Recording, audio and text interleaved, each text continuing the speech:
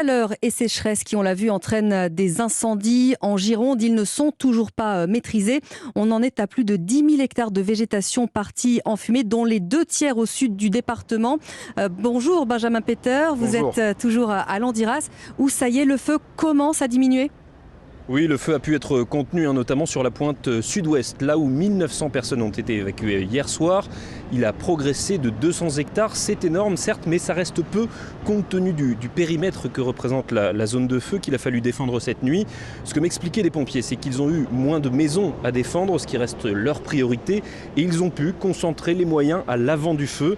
Et pour le commandant Charles Lafourcade, c'est aussi que leur stratégie a fini par payer. Souvent le vent se relève un peu le soir et il a fait 2 sautes. Une saute à l'avant gauche, une saute à l'avant droit. Ces sautes ont fort heureusement été contenues. C'est en ce sens-là qu'on est un petit peu positif. On a réussi enfin à dominer la tête, mais il y a 40 km aujourd'hui de tour de feu. Le vent peut tourner à tout moment. Les moyens aériens ne sont pas forcément efficaces. Je parle des Canadair quand le feu est très violent dans des grands pins. C'est pas fini. Voilà, et cette prudence, elle est partagée par tout le monde ici, car l'incendie n'est toujours pas fixé et que le vent, la chaleur, ce cocktail météo, le même depuis ces derniers jours, reste très défavorable et que ces dernières 24 heures, dans le seul département de la Gironde, 25 départs de feu qu'il a fallu éteindre très rapidement se sont déclarés.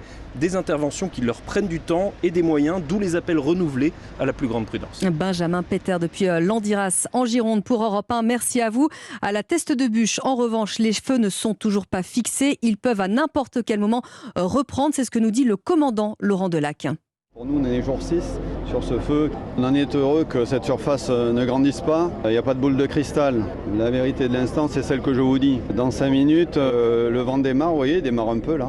On ne sait pas ce qui peut se passer. On est humble face à ça et face à ces conditions parce qu'on sait qu'à tout instant, on peut avoir une bascule de scénario. Et on essaie d'être toujours en anticipation et jamais relâcher. La tête de feu, c'est une tête qui est au sud du feu. Face à cette tête de feu, il y a également un océan de verdure. Forcément, là, le gros travail depuis avant-hier sur les pare-feux, l'action des sapeurs-pompiers sur ces reprises de feu qui peuvent monter en cime des pins. Mais cette tête de feu, sachez qu'on est dessus et on ne la lâchera pas.